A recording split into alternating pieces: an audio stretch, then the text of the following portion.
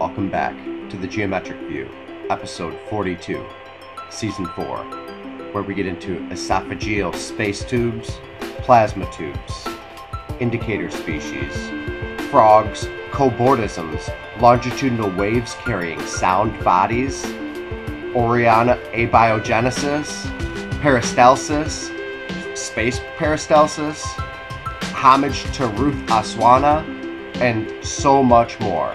Thank you for being here. Excited to explore this territory with everyone. Let's get into it! The best way to support us is on PayPal, goldenscaling@gmail.com. Thank you.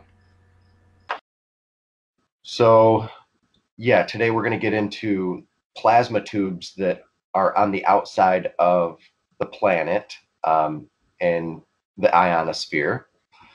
We're going to get into cobordisms, tubes, what lives inside of holes, what lives inside of tubes, what kind of life forms, constitutes a life form that lives inside there. Longitudinal waves carrying sound bodies through these plasma tubes. We're going to get into Oriana abiogenesis, which is a whole idea of the building blocks of life being what we're talking about, the substances of these geometries that are carrying sound and sound bodies and sound scaffolding through a very similar process that our guts do it. Our guts use tubes and something called peristalsis. Now, peristalsis is the actual definition of it is the involuntary constriction and relaxation of the muscles of the intestines or other, creating wave-like movements that push the contents of the canal forward. Now, I'm going to share my screen right here, and you can see the pictures of it. Okay. Now, here's some more pictures.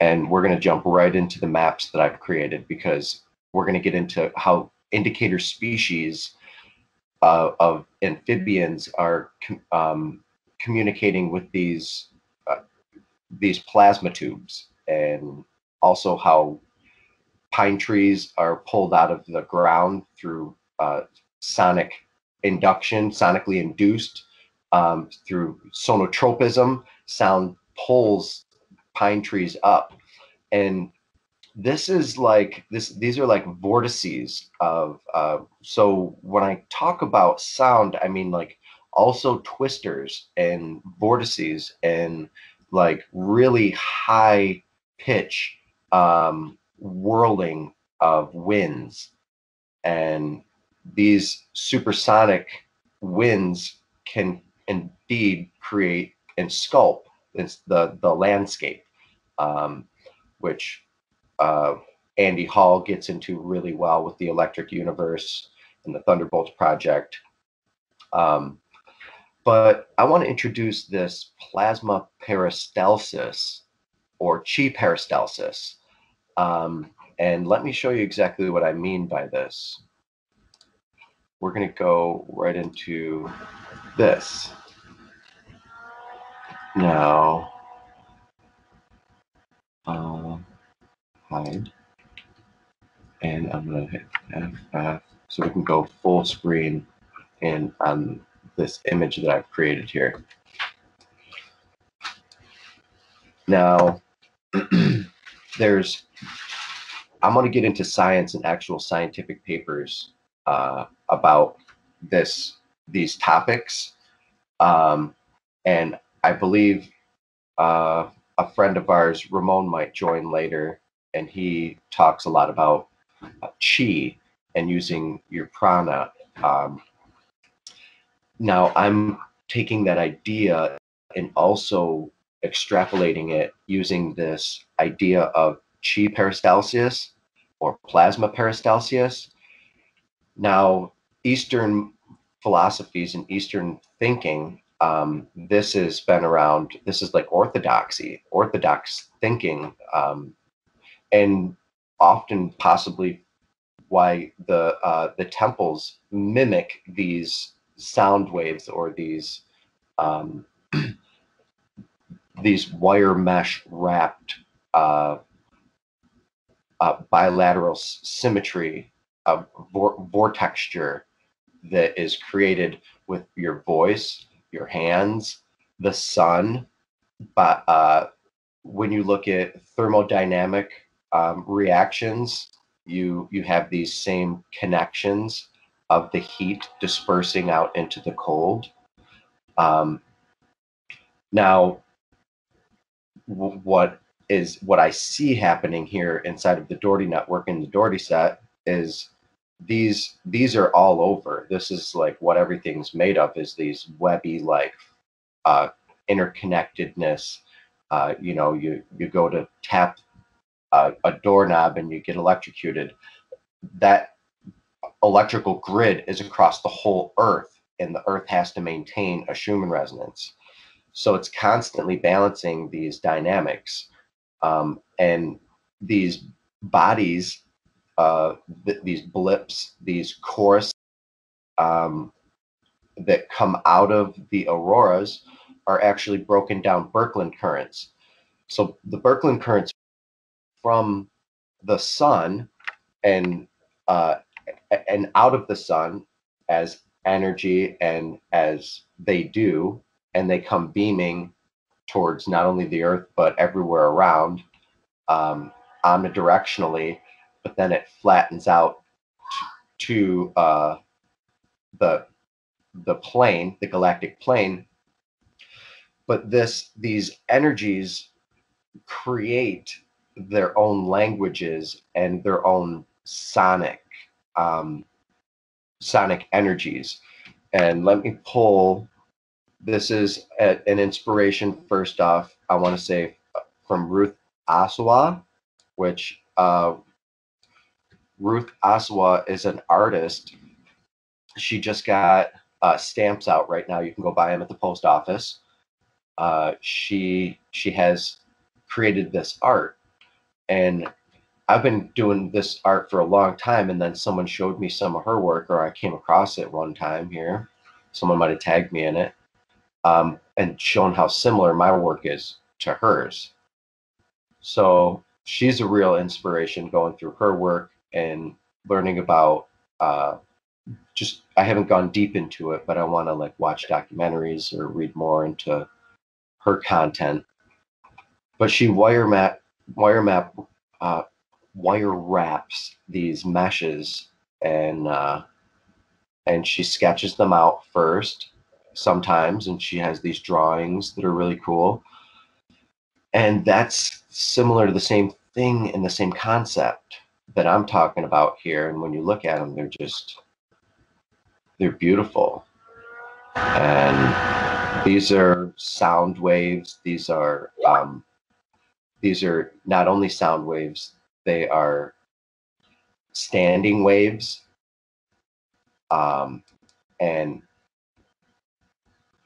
like I said, this is inspiration comes off of this, and I didn't even know it existed. So now I'm giving credence to other people who found it and put it into the neosphere, the new sphere for our minds, the collective morphic genetic field that we have. So my idea here, let me pull up how this links to science and plasma tubes. So I interviewed Ethan Clark on electric universe geometry, and that was earlier. I just released the episode, and I also released it here on the Geometric View. And we get deep into conversation about these plasma tubes and how stable and how steady they are, and also how it looks like they heat up certain areas. And when we get into the news hour here, I can show there's been more verification that there's holes. There's a hole in the Arctic, and it just always stays hot there, and it's from one of these tubes coming down on it. And inside of these tubes, well, maybe not one of these tubes, but a tube, there's some sort of a tube of hot air descending down into this one spot. I just was reading about it, and I hope I posted it in the Geometric View News on Facebook. So these are created by waves, electromagnetic waves that go through it called Whistler waves. And they create these cavitating tubes. They cavitate these tubes, and these tubes become persistent. They become oxygen rich, and like the helicon waves themselves, images, they create these cavitating tubes inside of these cylinders, and these chirps and these sounds, and they break up into these different types of waves, triple piece gold mode waves, or triple piece gold modes, waves. And these are like what the outside layer is composed of on these plasma tubes. Now, these plasma tubes are also thought of being responsible for the warming in the South Pacific Sea. And it seems as though, according to Ethan, these towers, these high frequency transmitter towers, are sending these chirps and creating Whistler mode waves themselves, hitting the ocean, and then they're bouncing back. So they know that this happens because they've been sending signals out, and it takes like 4 seconds to get out and 4 seconds to get back, so like 8 seconds. And these geometries, these packets of geometry that you can fold inside of these, are really, really interesting. And this is what got me into this, is because of the Dougherty set and the Dougherty networks to begin with, because I started drawing them. I started creating these geometries, and I didn't know exactly what they were, and then I found out that they were Birkeland currents. So then as I went in to find out that they were Birkeland currents, I keep finding more of these geometries that make more and more sense. This is a relatively good one to explain it with.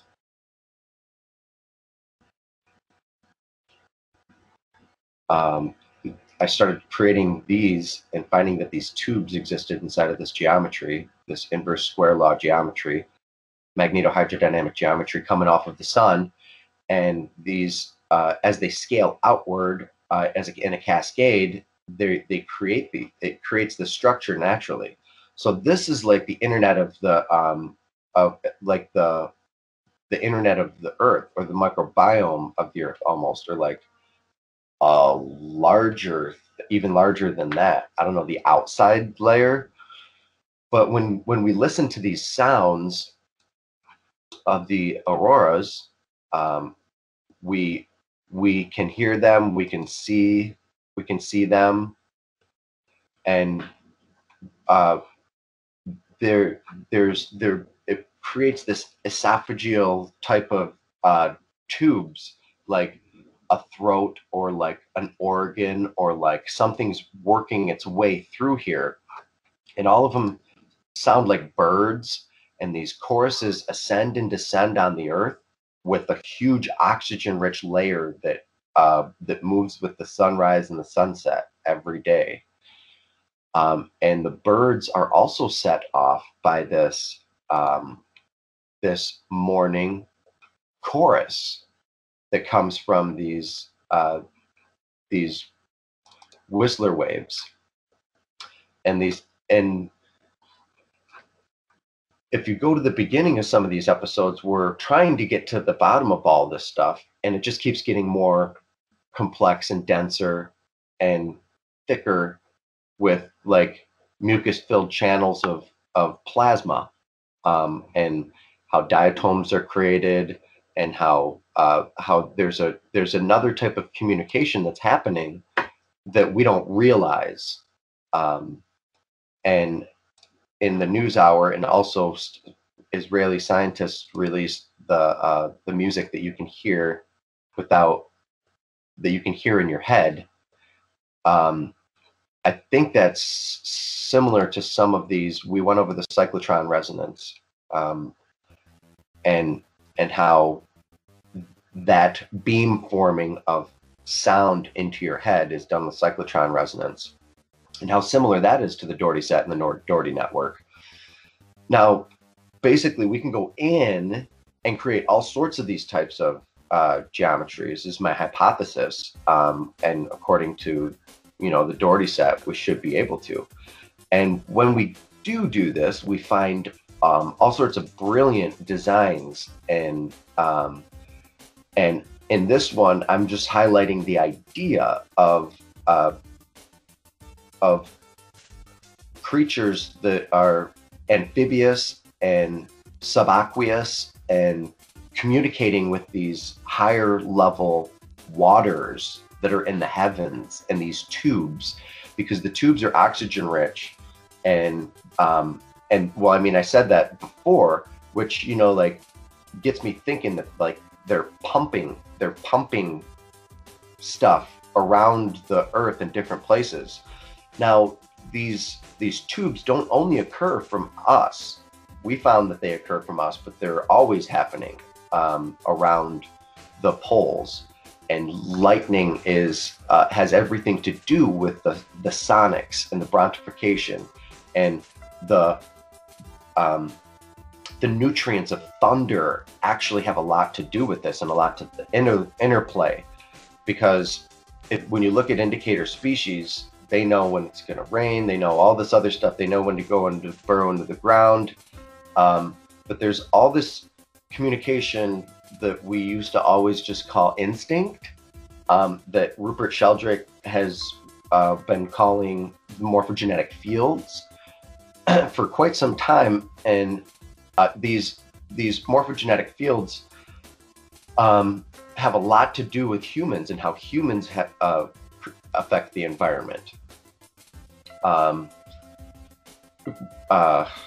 Now, you could go a million directions from that comment and how we affect the environment, but where I really wanted to focus is I wanted to try to get the idea down of beaming intelligence from the sun, actually creating through cyclical recursion and recursive paths through these plasma tubes. Bodies are formed in the heavens and then created on Earth and pulled into existence. So the seeds in the mind and the morphogenetic field, just like memory is not stored in the mind, many people believe it's on the outside. There is surface tension to these tubes, and each one of these, we actually started discovering this back in when we first started telecommunications. And telecommunications, we heard these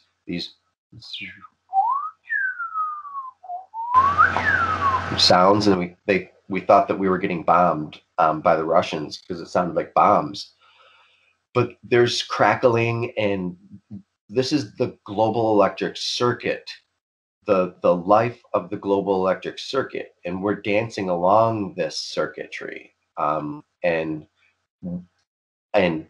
gold is created on Earth and in Earth, and possibly not even in star collisions. And a lot of different transuranium elements, and elements that were only thought to be formed and forged inside of stars are found to be on Earth through cavitation, through which happens all the time through thermal vents. It's a very electric, living, connected Earth that we live in. So these tubes, I suppose, if we can imagine, are communicating with all the life forms on Earth, along with lightning and thunder. And what got me to think about this a lot was the hydromycelial network, hydroelectromycelial network, which when you look at the places on Earth where lightning strikes the most, there's the most creatures that are abundant. And these are in rainforests. So you have water, you have electricity, you have high carbon. The more carbon there is on the Earth, in the air, carbon dioxide, CO2, the more creatures thrive and live, and the more diversity among the creatures. So when you look at electricity and how it works and where it hits along the coasts and how it likes to hug the edges of things, um, and move through these tubes and come out through these tubes, and the wolves communicating with them and also steering different patterns of different things. Sound has a lot to do with a lot of creatures and how they move and how they react within their environment. So it wouldn't be too far off if I were to play for us the sound of the auroras.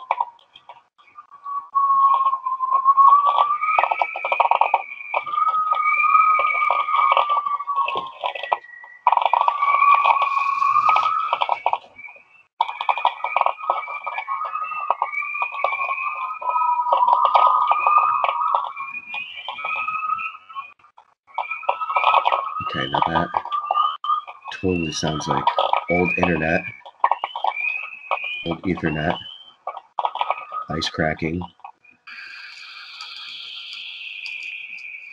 These receivers are sensitive enough that a lightning storm could be happening 1,000 miles away and the static would still be strong. We can just hear all this magic. Let me turn on this speaker amplifier. You can imagine there is so much. Oh, in fact, we're hearing some nice noises now coming in. Okay, this is a very beautiful sounding event.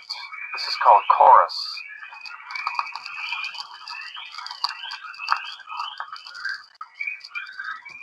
Particles from the sun are hitting Earth's magnetic field and generating these noises probably several thousand miles out in space.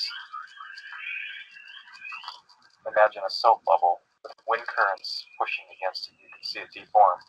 Well, that's essentially what happens with Earth's magnetic field. That's gorgeous. That's beautiful, and it sounds like frogs. So in tribute to this, I've come up with several different theories that I'm working on, corresponding with many different people. I've been corresponding with Rupert Sheldrake, and I'm reaching out to a lot of different people and scientists and biologists to take it to the next step. I've since shared this image last week, and a lot of people were sharing it and talking about how it's a mixture of like Walter Russell and Victor Schauberger. Probably a lot of because it looks like vortices, and it all is vortices, and especially if you use the wire mesh wrap filter on Illustrator. I do my work on Illustrator, a lot of it. But so I want to play frogs, the sound of frogs, and then look at this image here, and then think of the auroras and the sound of the northern borealis.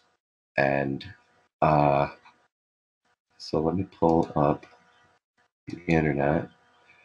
And we did sound of ice cracking. Let's do, okay, that first. So the same kind of sounds are reverberated inside the water. Okay, now that's picked up by all the amphibians that go underneath the water, and also whales. Whales use this communication. This is the sound of whales here. Now, it's also the sound of the internet, the Ethernet of the universe. I mean, think of that. It sounds like dial-up internet when we were listening to it a minute ago. So maybe if I could pull up dial-up internet, we remember it. We don't even want to hear it. Yeah. Some of those sounds are similar, it seems, to this here. Now, I'll go back here, and this guy, believe it or not, we're going to play a couple of seconds of this because this is great. Now,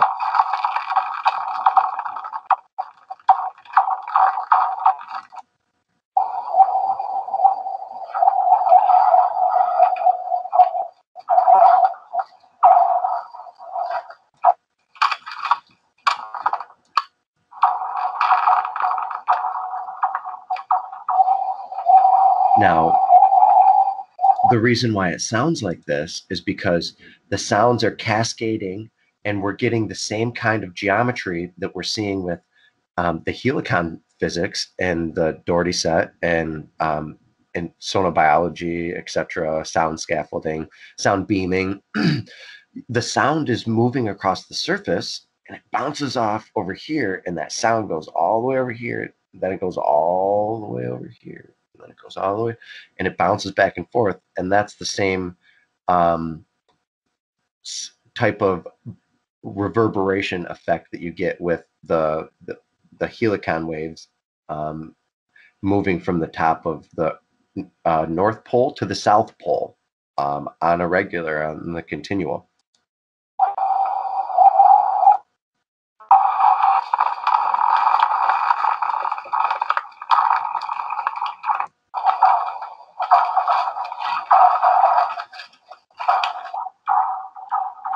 Incredible. Okay, so now we'll go to, I hope I can get spring peepers. Identical. Tell me that's not identical to the sounds. So what I envision here is that like we've always known that as above, so below. So now like this is really real. Like this is a electrosonic speciation theory. When a catastrophe event happens on Earth, the memory of it goes up into the Van Allen belts and also into the soil, and they're communicating still. That's why speciation events, rapid speciation events, happen right after catastrophes, with the same amount of creatures that come back. So let's pull up the image of the frog here, and just think for a minute here about, dude, it's such a beautiful windy day here. It's super windy. Okay. Now, is that the northern lights that we're listening to? Or the birds? I mean, sorry, or the frogs, the spring peepers? And you can go to whales, you can go to birds, you can go to flocks of birds, you can go to almost anything. And the same kind of communication occurs here across all scales. So I guess this is like a universal language, kind of, that I'm talking about. And we have an episode here about the universal language, Leibniz and his universal language. Now he tried to, he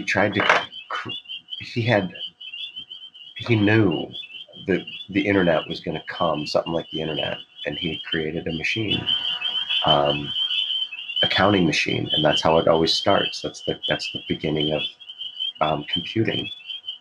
You're computing, you're counting. So anyway, this universal language is already here, and we speak it. We speak it already through our glotta, our language, our tongue, our spoken word, through these same types of orifices and sphincters. With our voice, we speak this life into existence. Everybody here who has a dog knows that when you speak to a dog lovingly, either way, you speak to a dog, it communicates with you. You speak to other things, they communicate with you. You speak to nature, you speak out into the ether, up to a higher power, a God. You speak, you pray, and these things manifest themselves. It comes out of the ether. You twist your wrist and you flip your fingers, and boom, you have life, and life is a dance. This is a dancing frog. I love to think about it as happy. I mean, this picture makes me happy when I look at it. There's just so much I could say about it. And there's so much I could say about the other image.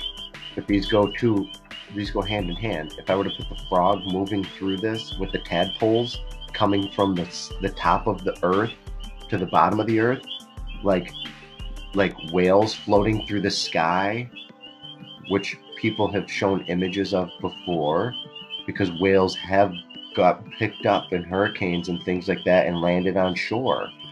I mean, this idea of the seed being in the geometry of the fabric of the ether makes a lot more sense than a lot of the stuff that I've heard as far as speciation theory wise go.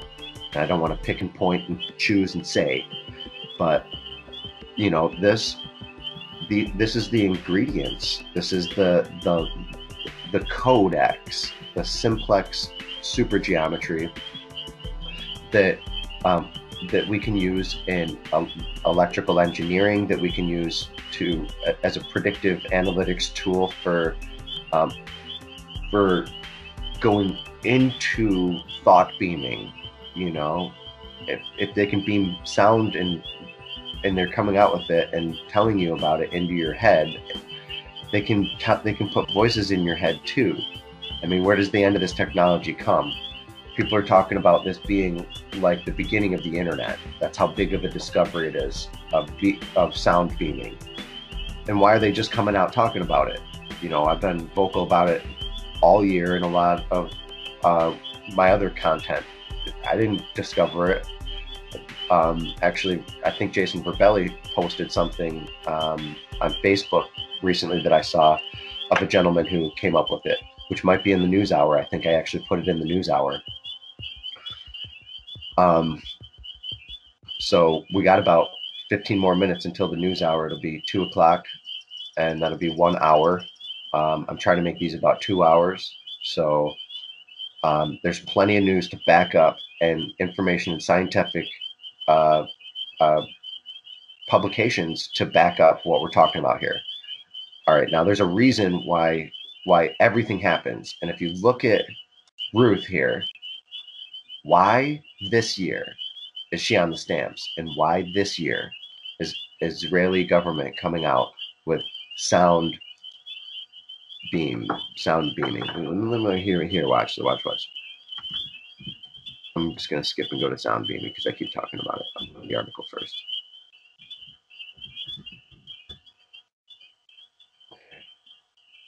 This is anybody who's on any social media. This has been on all over. It's saturated.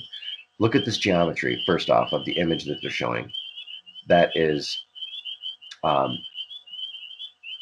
projective geometry, same type of geometry that I work with, very similar type of, actually the identical type of geometry, excuse me, that all of this is. I love those peepers in the background, by the way. Hopefully I don't get in trouble with the audio. So we're going to go in. I don't think this is a video, but let's look at this article here in the New York Post.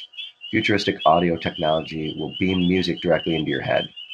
Okay, it's not futuristic. It's actually really old. Now, if I already went into the news, then we'd find more information about this, but we'll save that for a little bit. Well, people can look up. I just wanted to show that. Sorry, buddy. The people can look up voice of God technology, and they can know that it's been around since the 70s. Yes, voice of God technology.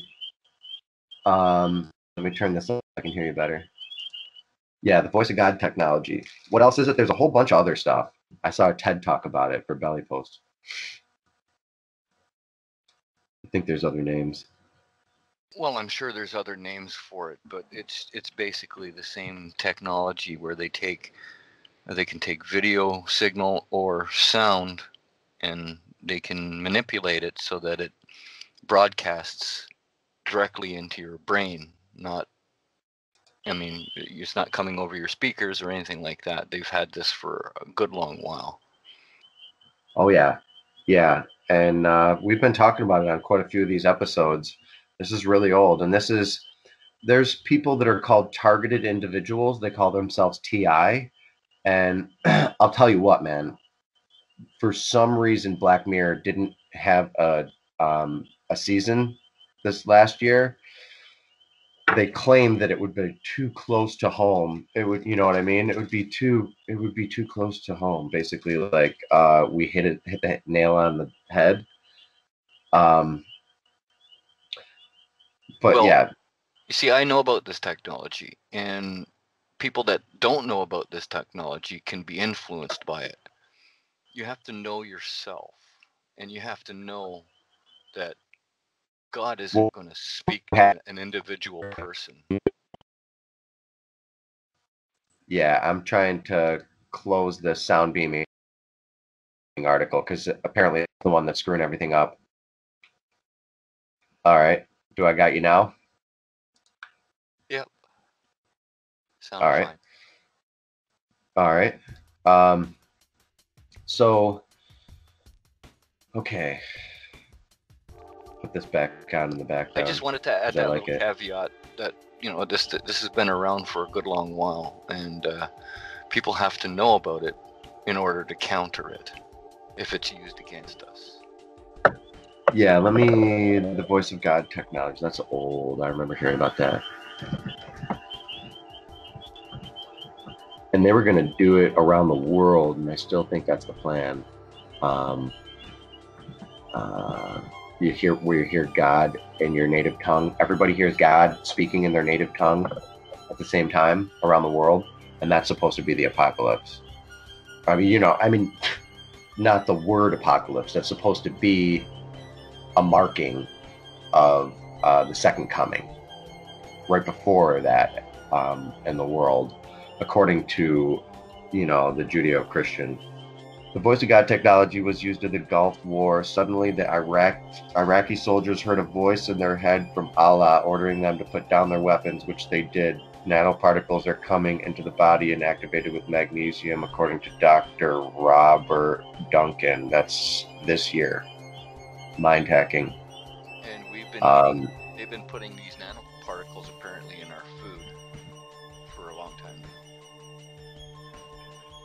Oh yeah, everything here, especially in America. I mean,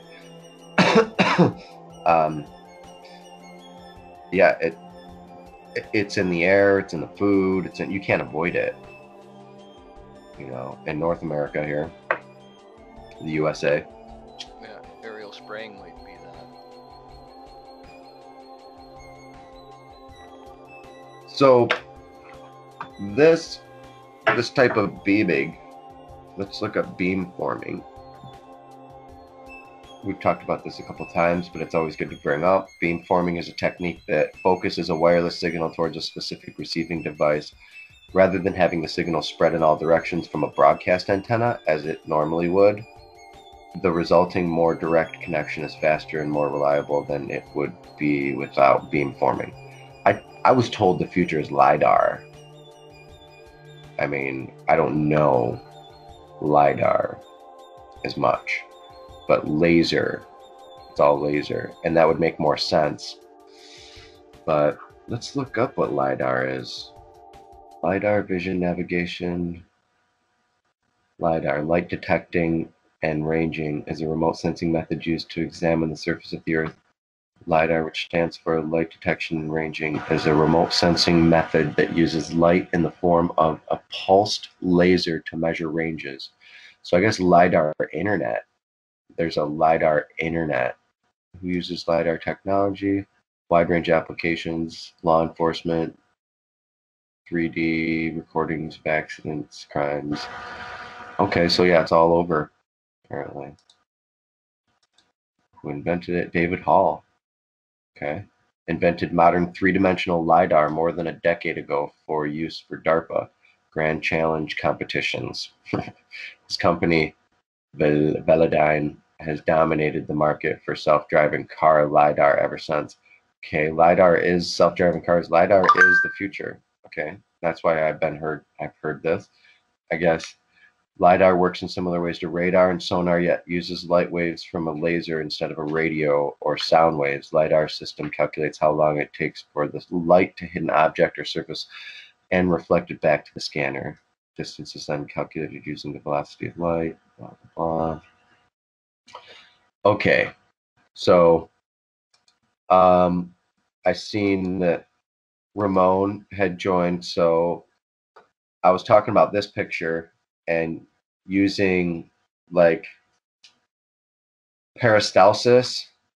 Peristalsis is like moving objects from one place to another, and like the stuff that uh, uh, Velikovsky talks about, planets moving and shifting past each other, and like maybe expanding and contracting, and maybe breaking up of planets. See if you see there's a tightening here, and then an expansion here, and then a breaking up. You add these two chords together, and you get three, and you break up the sphere. But like along the solar ecliptic, maybe things are used along as a similar, this maybe a visualization of a planet moving past another planet, gaining some sort of type of electrical inertia, or a galactic or solar peristalsis. Peristalsis is normally referred to as in the gut or in the stomach, to move the muscles to move one thing from one place to another. But I'm using this idea as technology, beamforming, maybe actual tunneling reality of creatures, and seed and thought forming, and how it moves through plasma tubes coming from uh, the ionosphere. These, and this is really kind of the basis of sonobiology and electrosonotropism, or sorry, uh, electrosonic speciation. Because I think like it's ring sound, and currents. yeah, these are totally ring currents, but they're permanent, and they're like water structures. They're like water tubes that electromagnetic frequencies move through. And I'm trying to get more and more into helicon physics, but there's only so much I can do because I'm into so many different things. But you look at this artist's work here, and she released her, or they did a tribute to her right now, and also at the same time, this technology for the voice of God is coming on mainstream. So you can buy a speaker. You can buy them right now, and they'll be ready for an even smaller, sexier version for Christmas next year. So these speakers, you can connect up to your Google Home device and have it beam you, like, to awake, and beam you to like have music in your head walking around. Apparently it's that really interests me. So I've been kind of connecting that technology and talking in a science fiction type of futuristic manner of teleporting, or maybe even that's where the seed of the idea is, because it would be really hard for the Earth to destroy these recurrent plasma tubes that are always around the Earth like a giant spaghetti monster. The more I think of the giant spaghetti monster, or whatever it's called, the flying spaghetti monster, the more I think of Birkeland currents and the breakdown of Birkeland currents and how it kind of like goes together. It's kind of weird, but I'm not associated with any of that. That's just for some fodder and some humor. So anyway, yeah, these are like the ducts. So imagine the frog moving through, uh, the idea of the frog moving through these plasma tubes and these channels. This is all super cool and super exciting to me. And I hope other people find it cool and exciting. I just really love frogs. So for me to be able to throw this together was joy. Um, and especially a dancing frog. I mean, ribbit, ribbit. And then to associate it with all the living creatures and the electromycelial network of the earth and all things communicating, and just kind of maybe even uh, wrap your head around, if I could go page by page and make like a children's book about, like, oh, where does everything come from, you know? And you start to explain to them that there's sounds in the heavens, which is what a lot of people know and knew and believed in many different myths and legends throughout all of history, and different religions and folklore, and you can even go up into, I have some Nordic roots. I'm Finnish, so Finland, straight, one generation off, and this is where you can hear these.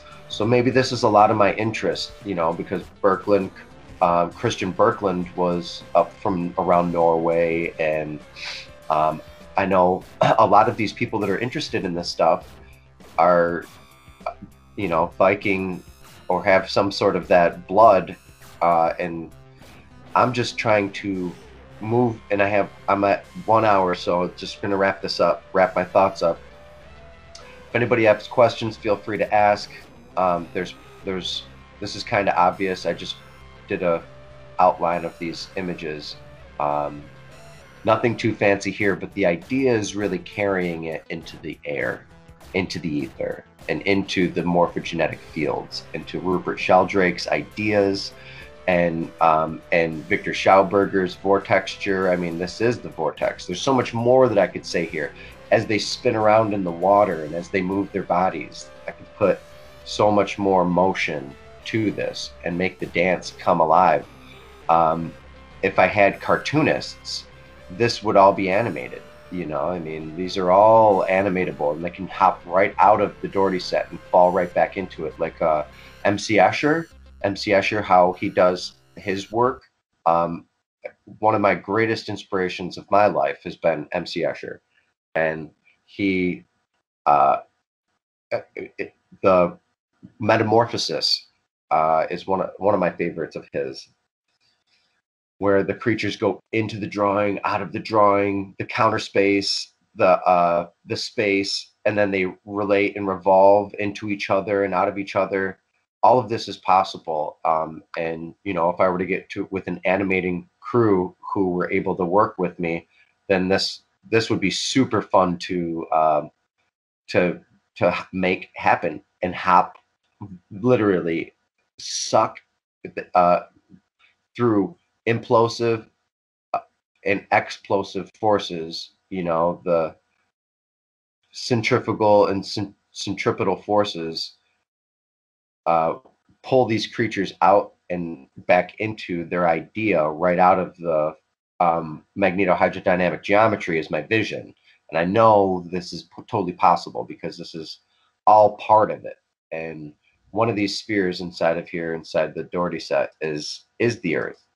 Just like one of these sperm or eggs or tadpoles or polywogs are and could be, in many Eastern thoughts, one of us in our next lives or in our past lives.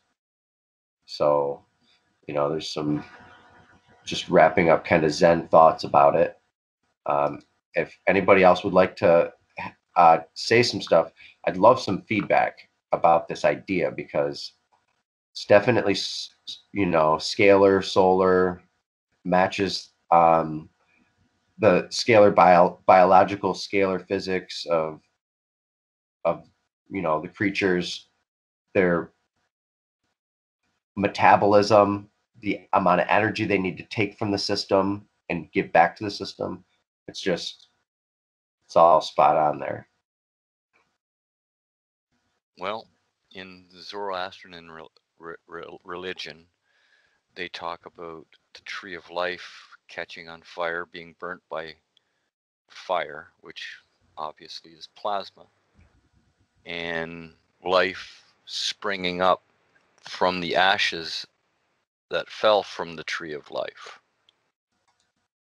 So that makes perfect sense what you're saying, buddy. I mean, I think that people that survived the cataclysm witnessed the rebirth of life on Earth. Most of the plant life had died off. They were starving. The Old Testament says God gave humanity the animals to dominate, because that was the only thing that they could eat at the time. Well, that's the only other things that survived. The plants didn't really do that well. Yeah, we still have, you know, evergreens and ferns and things like that survived it, but most of them got wiped out when the light changed from the purple dawn to this new sun. And you got to remember, when that happened, we were out past Pluto, so we weren't getting much sun at all. The only light that we were getting from any body was that of Saturn, producing light as it came in as a comet, brightening up. That was the only light that we were getting. And we could barely see the stars because of that cometary coma that we were in at that point. Before that, we were inside of Saturn's glow. Its sheath, its plasma sheath, which I call corona, inside a sun's corona. Wow. Anyways, go ahead. Yeah, that's incredible. I love the way that you describe that. And I mean, this is what this is Velikovsky's ideas. What is the War of the Worlds? It's basically the Thunderbolts project. Okay. How Wallace Okay. describes the transition from the Saturnian proto-solar system that we were in to this new sun that we live under now, that gave us day and night that we never had before. In the purple dawn, it was constant light all day long, all night long. That's Apparently. incredible. And with mushrooms everywhere. mushrooms and nuts and fruiting plants. See, that's what I think humanity survived on, was not fish from the sea by the shoreline, like the mainstream say, but nuts and the sugars of fruits that sustained humanity. Yeah, most likely fruits. I've looked into it, and they say it's probably not tubers because there's not many people who are into tuber culture. Well, they had vegetables too, I'm sure, some sort of type of vegetables. Which is like minimal. Some cultures into carrots a little bit, but not too many people were into the potatoes. You know, except for the Irish, and those, even then, that was the only thing that they had when they did have for a long time, for a while. You know. But it was plentiful. Apparently, it was everywhere. It was growing everywhere. We didn't have any need to kill an animal and eat it because we could just reach up and grab it off of a tree, or reach down and grab it off of a vine. Yeah, but we have to remember nothing flowered back then. There were no flowering plants, so our diet was completely different than what it is today. Well, if you say there was no flowering plants, then you wouldn't have any fruits. Well, there might have been some type of sugary fruit-like plant that existed back at that point. There would have to be like. Well, nobody ever thinks bugs, but you guarantee nuts. What about bugs? Well, bugs may have been a lot larger and more scarier than they are today, so we might have stayed away from them. You know, if you look at some of the mosquitoes that have been trapped in amber, they're freaking huge. But then again, we were bigger in the past too, apparently. Yeah. So there's that. I think we changed size at different times. Yeah, I think so too. We had to have changed size when the gravity changed. Whoa, man, we're getting big wins today. Yeah, we're going to be getting them today too, soon, apparently. I didn't know what was on the ticket for today. I just got laid off and I'm enjoying my time. Apparently the gusts are going to be up to 90-kilometer-an-hour gusts in Toronto. Damn. Yeah, it seems pretty bad. I haven't heard them like this in a long time around here. Well, that's only 60-mile-an-hour gusts. Well, not only, but that's about 60 miles an hour. Yeah. Well, 45. All right. Well, let's hop into the news hour. Carry on. And sorry, you mentioned that you saw Ramon join. He had joined like half an hour, 45 minutes before that. He's been here for a while. Hi, Ramon. Sound off if you got a pair. Hey there. I definitely have a pair. Apparently more than most of society, but you know, that's all good. I hear you. I'm just having fun. You had asked for something, and I can't recall what it was, buddy. I asked for something? Yes, you wanted me to respond to something, but I don't know what it was. Oh yeah, I forgot. Oh, I was just kind of going through the whole the whole spiel in a condensed kind of manner, talking about peristalsis and sound creating bodies that can move through tubes, which apparently I already heard all that. Yeah. And animals. You asked me to respond. And the animals, you know, reproducing the sounds that they're hearing that we can't hear. Exactly. And their bodies are constructed and their bones are made of the sound. It's the exact mirror image of what's happening in the skies. So like these creatures. But I mean, it makes complete sense to me. I don't really. Yeah. Comments. I have a lot of comments on the cosmology part, but that's not the subject of what you're talking about. So. Well, I'm trying to figure it out just in general. I mean, it's just the beginning kind of direction I'm headed with, and I see it all over with the creatures coming right out of the geometry and being this inside of it, creating many different creatures that, you know, as we saw, Heather drew and created out of it, and I've drawn and created out of it, and there's so many more. So it's like if these sounds recurring, this if it's a Bessel function that's just reiterative and recurrent, and it's just constantly flowing in with changing fluxes and dynamics due to the sunspots and the solar wind and the solar weather,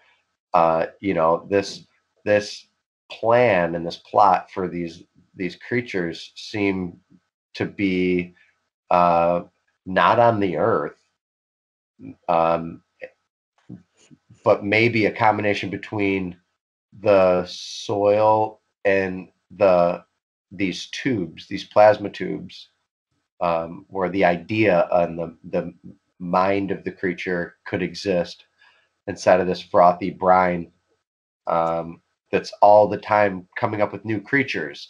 Because I mean, like, where do new creatures come into existence? In evolution, they say, well, they try, and then it takes a million years for a new bird. No, okay, this has already been debunked. It takes even a couple of generations for mutations to occur into a completely from one bird to a completely different bird. They've done this already, with some of the Galapagos birds and the finches. Speciation is happening all the time, as well as what's the opposite of it? Extinction, creature extinction. Yes. Almost assuredly, everything is variable. Voltage is variable. Time is variable. All the constants are variable. So there's not really much reason why speciation and evolution wouldn't be variable. Some species stay more or less the same for hundreds of millions of years, and other ones change within a very short period of time. Crocodiles, alligators. And the question is why that happens. That's unanswered. You propose an interesting function. I would put all of it under the concept that I've had out there for a little bit called cosmic rearrangement. But instead of it being a random rearrangement, that there's some kind of structural, you could almost call it a conscious rearrangement. There seems to be a lot of evidence for it, is what you're providing. Yes, and this is the conduits that I don't think people have really talked about yet, because most of the time when I think and like I start looking down, I'll see geometries and it'll get me thinking, and then I'll find them, and then I'll be like, oh, there's a whole physics, helicon physics, and then I'll go find another channel, and then I'll be like, oh, sonobiology already existed before I even came up with the term, and it's been written about for a while, and like there's so much information out there, that when anybody thinks that they get a new idea, it's usually an attachment of another idea out there, and it's great to see that there's a plus, that there's a path, because this is I'm proposing and showing the physics, but also kind of making it like as simple as flipping a page to a book and saying, honey, this is how digestion works, and this is how you eat, and this is also how sound moves different creatures around the planet. Whether we not yet. I mean, I would really like to explain that idea, because it all comes from the sun, but you break down the birkeland currents into individual plasma tubes, and then break down from there into individual sounds, and the Whistler mode waves, and all these other waves that I've been showing with the helicon physics, and it really makes a lot of sense that it's resonance.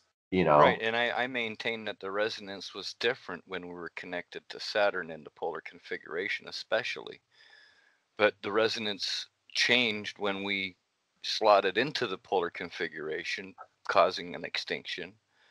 And then when we came into the sun's influence and Saturn flared and acted like a comet, there was another extinction event that killed off a lot more dinosaurs.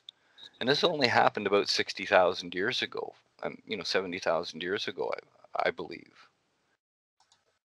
Right.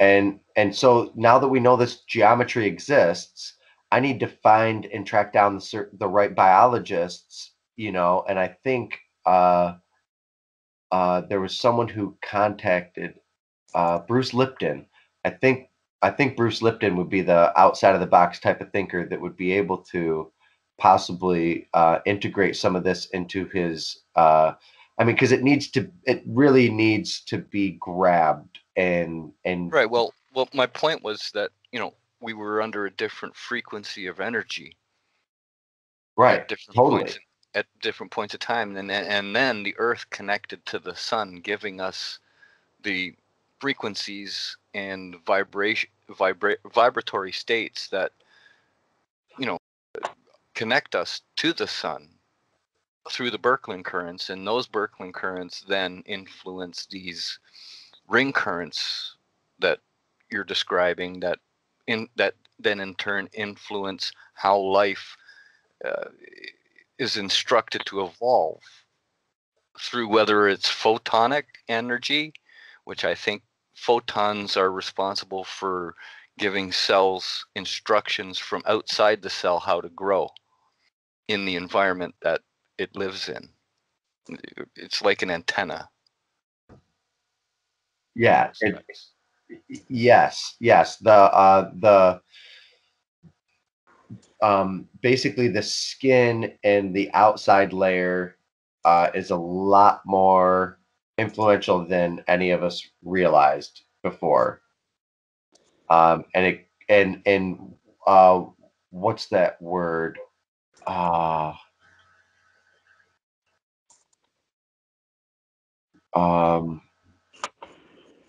Where it evolves. There's a certain genetics, epigenetics. Yeah, it's all epigenetics, genetics that are on the outside of your body that are influencing your genetics, you know.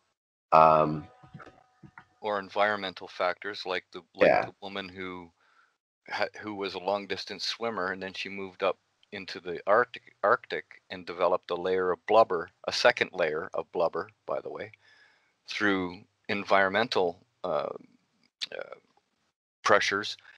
And not only that, she gave that genetic change to her children, which is phenomenal in my view. Sorry, I had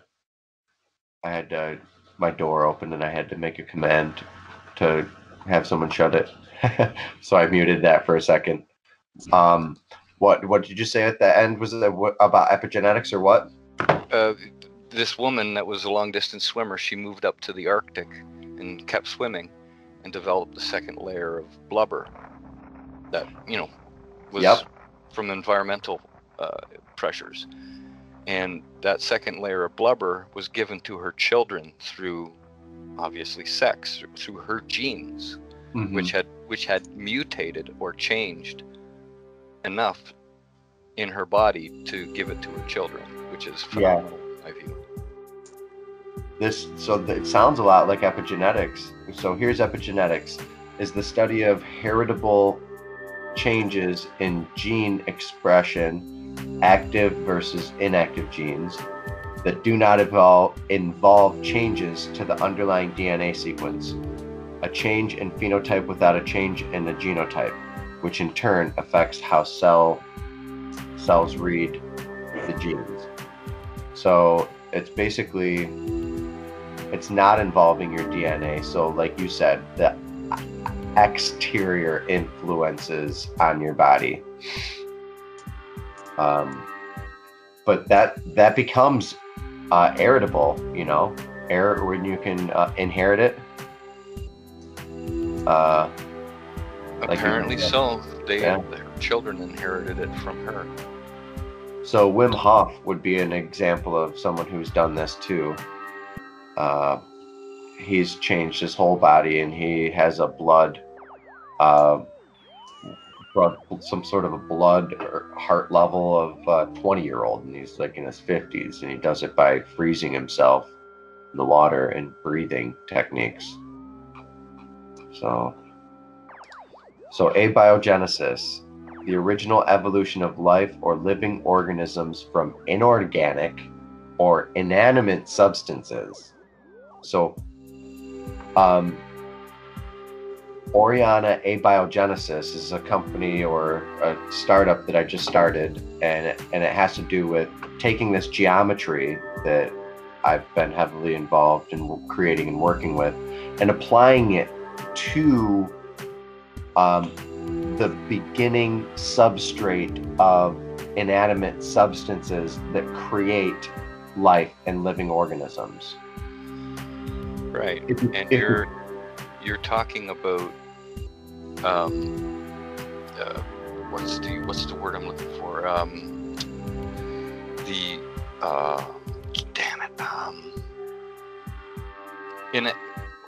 The organic molecules that are responsible for life, and we're finding these organic molecules in gas clouds and dust clouds out in the cosmos. We're seeing more and more of them out in the depths of space. What are they doing out there? Well, I'll tell you, sapphire. Sapphire is responsible for creating elements in its chamber, and once they keep going with that experimentation, I bet you they're gonna make organic material. Like the building blocks for life are going to be found to be able to be made in the sapphire chamber. I'll bet you any money. Oh, That's a big guess, but no, they've been creating different types of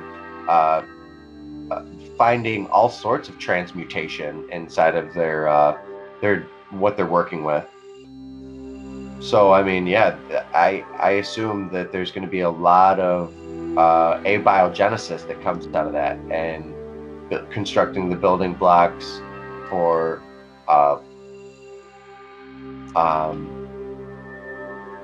life to the scaffolding for life. There's well, as Wallace says, and not many people understand, we're witnessing firsthand the transmutation of elements on the surface of the sun, not in the core of the sun, but on the surface of the sun.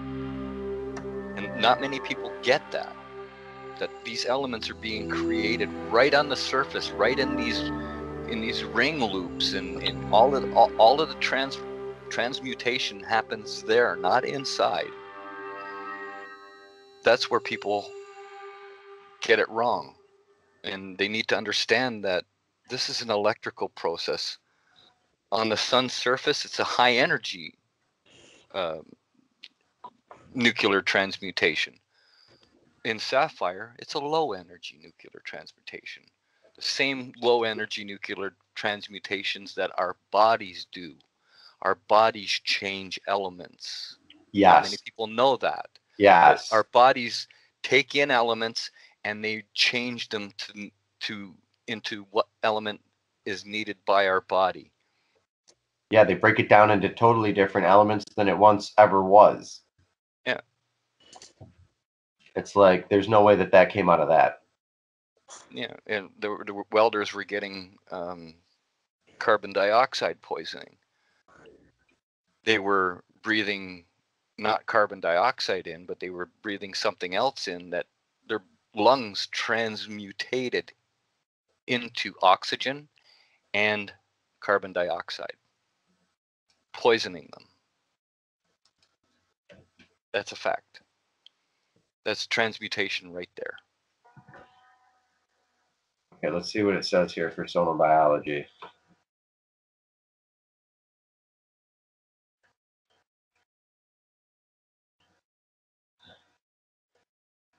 Oh, well, it looks like it's a bunch of my stuff. People are putting my stuff on Pinterest and Reddit. Oh, cool. You're getting famous there, buddy.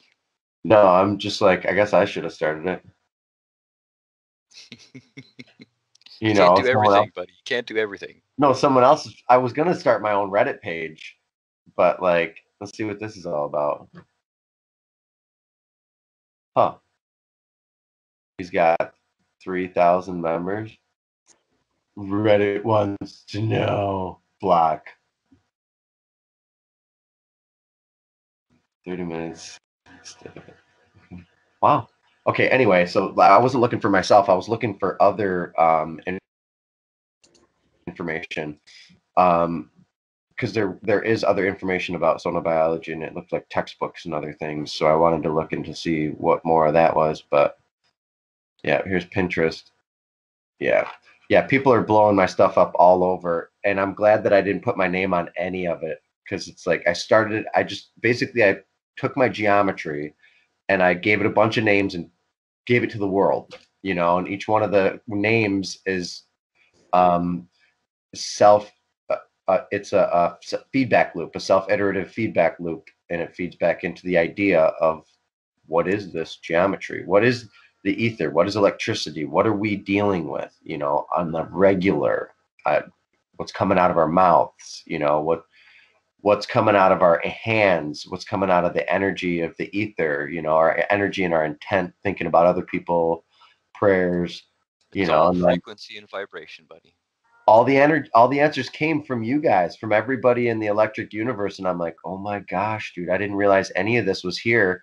All I knew is that I saw one Donald Scott video of a Birkeland current, and I'm like, that's exactly what it is. Because I kept trying to read it from quantum perspectives. I can explain it from a quantum perspective. I can explain it from a special relativity, general relativity, because they actually get into space-time fabrics and dynamics and manifolds and all sorts of stuff.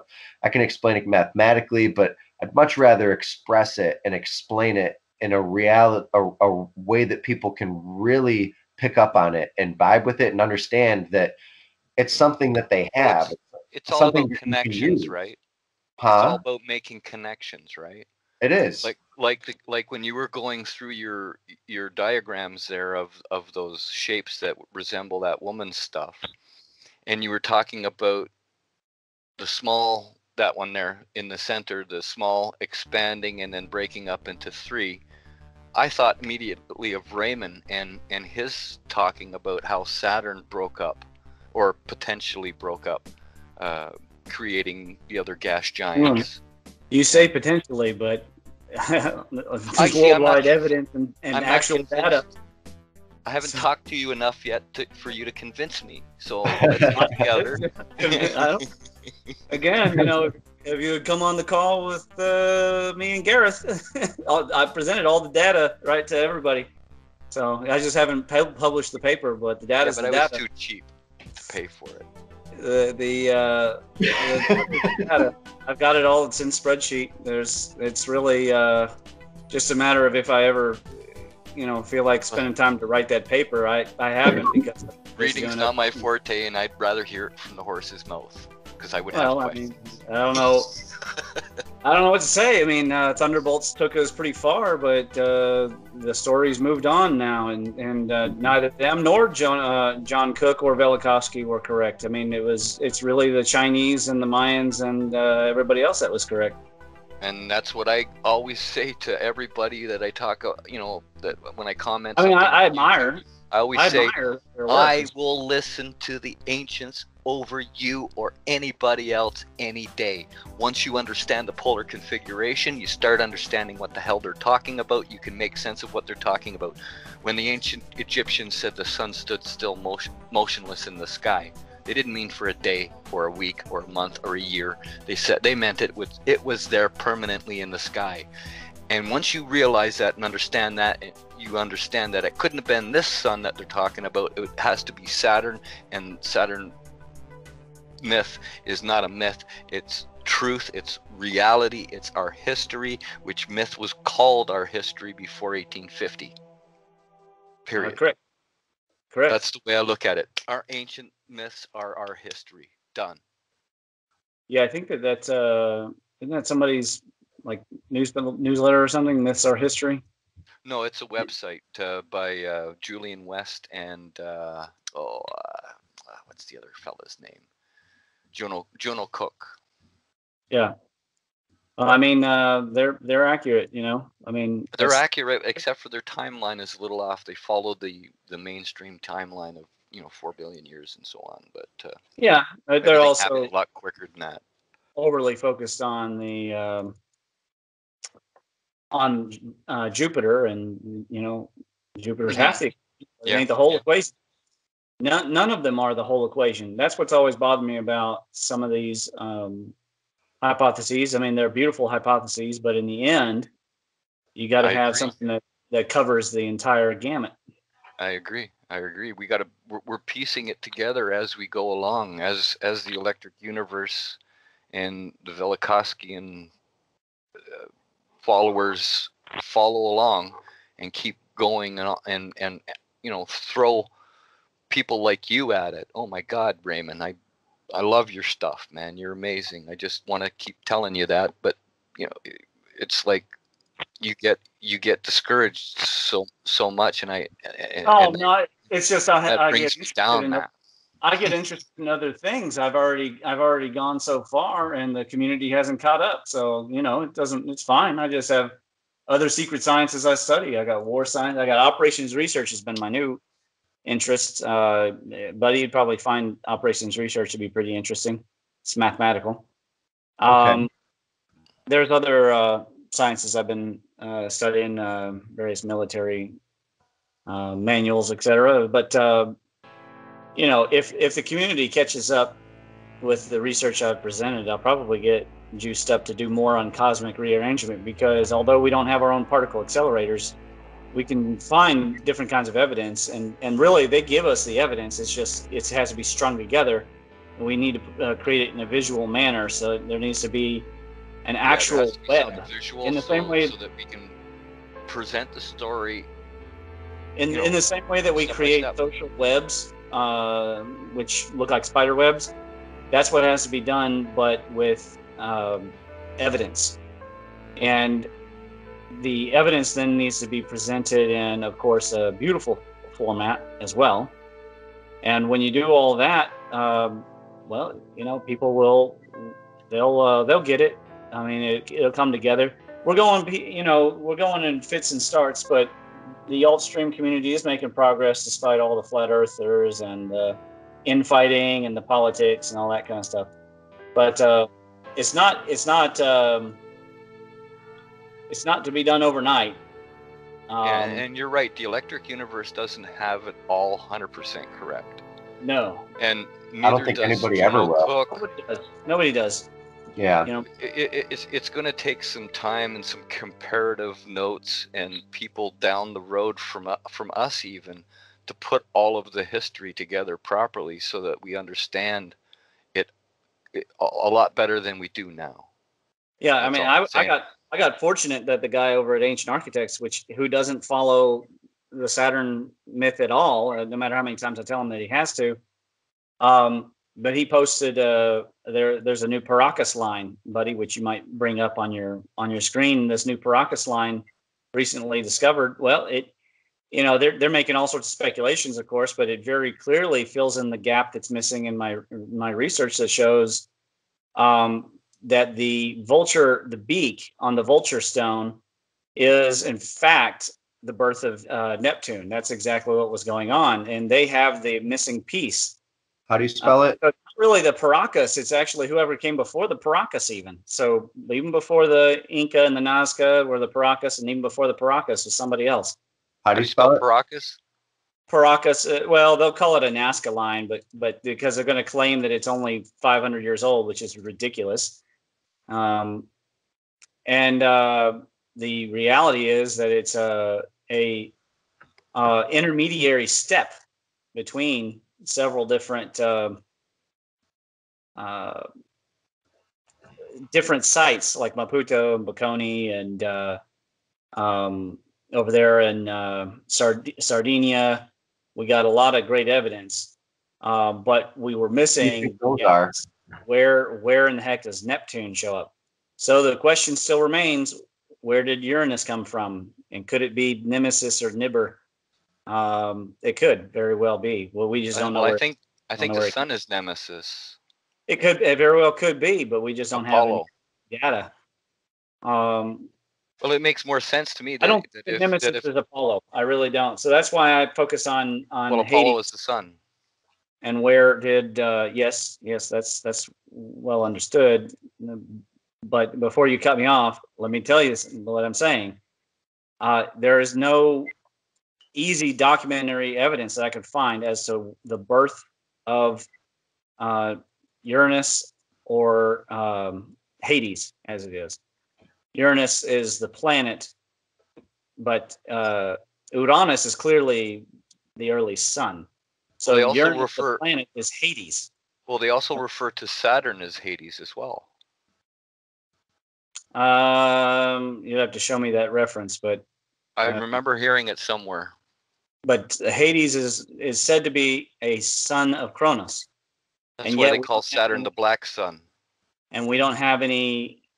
Well, no, I think more likely is that the planet Uranus was black when it came in, and then in the presence of Saturn and Jupiter, it became more charged up. But its angle of declination is the most singular, unique point of evidence in the entire solar system. It has confounded everyone in all the field. It's almost assuredly an alien body to the system. What is? The planet Uranus. Oh. Yeah, Oh, I thought you had thought it may have been born by Saturn. Well, no. So in the sequence, we see the first 3 are born, and then eventually at many sites there's 4 suddenly, and in the Greek myths there's suddenly 4 children, but we don't have any proof of actual birth. And it's a god of the underworld or the outer world. It's a god of death, and we just don't have any proof of where it came from. There's no vulture or similar Gobekli Tepe Stele where after the 2 are split, a 4th one comes out. There is a bulge in one of the gas balls, but I think that's Saturn, or Venus starting to come out as the sun's gravity pulls on it. Would be my conjecture, but right. It's a small bump, so it's almost certainly not Uranus, because Uranus would be quite a. I mean, it's a lot closer to the to Saturn. Well, wouldn't the birth of Venus occur at the same time of Saturn's second flaring? It flared twice. Yeah, but it didn't. It's not on the Vulture Stele that the birth of Neptune is a flare. It's just a large extending plasma. I don't know what you want to say, like a sword of plasma coming out of it. But this the new Nazca Lines that they found shows that it goes down and forms a third body. Indra's club. Yeah, possibly. I mean, it would definitely look like an extension. It wouldn't be a sword or a spear. It'd be a new kind of formation shape.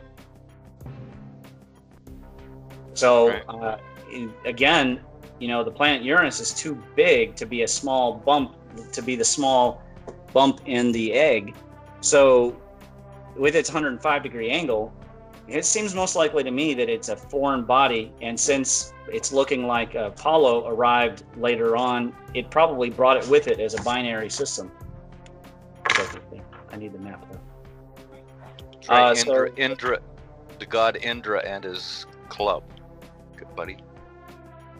Yeah, Indra. Did you find the new Nazca line? I mean, it was literally just in October or late September. It's brand new. Sorry, say that again, Raymond. The new finding, the new Nazca. It's really more accurate to be a Paracas line or something like that. It's pretty new. Yeah, they found some more glyphs in Nazca recently, like 6 months ago or something like that. No, the article I saw was really only a month or so ago. But then again, I don't know when they found it. Within the last 6 months, I can't remember exactly. There we go. 120-foot long cat. I don't know if that's real. 2,000-year-old cat etching found at Nazca Lines site. Yeah, that's what I think. That's the one, and people think that it's a fake just because it happens to look like a cat, but it's not fake. As soon as I saw that, Raymond, I looked at those 2 blobs in the center of it and the face, and I went, that's got to be Saturn breaking up or something. What the fuck? It's a kitty cat. Yeah, what the fuck is that? Did they Well, eat it's the kitty man, cat? I can't see hardly anything, so I can't tell what you're looking at exactly. He's looking at the glyph. Yeah, but I can't see it very well. I don't know why. It's like it's cut off Right. on the side. Oh, You have to zoom in and center it because otherwise I can't see to give commentary. All right. see if you can click on the Let picture. me try to get a better. Yeah, let me just download the picture. Oh, there you go. Whoops. No, there's no cat. Nazca line, cat. You had the right place. I just couldn't see. Yeah, it's that one right there. So what we're seeing there is a stage of progressions. And over there on the left, you see that? That's the same as enclosure. No, not that far left. Middle-ish. That one's the same exact shape as the enclosure C at Gobekli Tepe, if you want to pull it up. And then when we see here, there's some kind of formation, and now it's showing a final result was a cat-like head in the shape of, with three bodies. And it's the same eerie smile that is all over the world. I mean, it's in Egypt, it's everywhere. Yeah. Right here. That's the one, buddy. Mm-hmm. Yep. And it just so happens that the vulture stele itself, which demonstrates it, no, in enclosure D, I guess, enclosure D, is in the. You see the little bump on the most south part of that enclosure? Uh-huh. To the right, not that far right. It's in right there. Nope. You keep going too far. On the bump itself, or On the on bump. the. Keep On the going south. right. Turn a little right. A On the little right. more right. On the other side. There you right go. There. That's the vulture stele, which tells the story. So go back to the other image, and you can see it's the same. It's the same shape. Isn't it enclosure C, Raymond? It's I think enclosure enclosure C. That looked like it had a roof see the on little it. bump, and see the flat butt and the flat bottom, the very flat bottom, and then it's extended. You could measure the ratios on that, and it's going to produce the same expected values that I've been measuring all along. Oh, that's cool. Yeah, I find it pretty cool. That's really cool. I'm ready to hit one. So what are the Nazca lines? What do we think they are? They're no different than any of the other lines. They're records of cosmic events, except that those people knew how to think big. Whereas the people who did newspaper rock, they wanted to draw it right in front of them.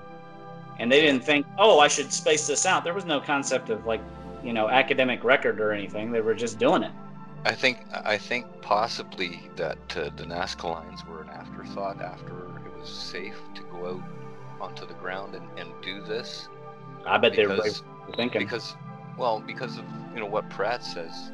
Everything that we see in rock art around the world had a southern protection where they could just peek their head out, take a look, and then go back and scratch it down what they were seeing.